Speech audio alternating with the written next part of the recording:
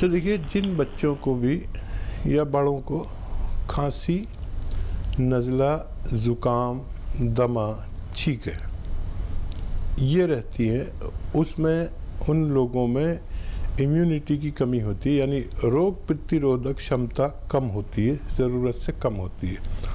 उसको बढ़ाए बगैर हम उनका इलाज नहीं कर सकते। और यूनानी में इसका इलाज है, लेकिन 5-6 महीने भी इलाज करना पड़ सकता है। यूनानी में देखिए, लिसोड़ा आप लिख लीजिए, लिसोड़ा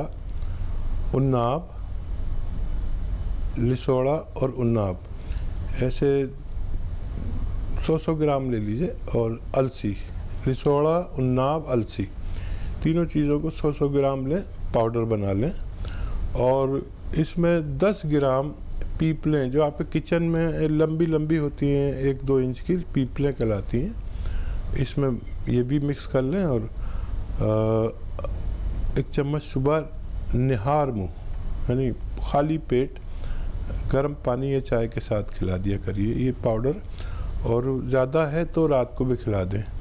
और इससे भी ज़्यादा ज़रूरी है कि आप उसको बाहर की चीज़ें, चिप्स, जो जितनी भी चीज़ें बाहर की मिलती हैं, बच्चे जिनको खाते हैं, उससे परहेज़ कराएं, उससे भी हमें बहुत नुकसान पहुंचता है।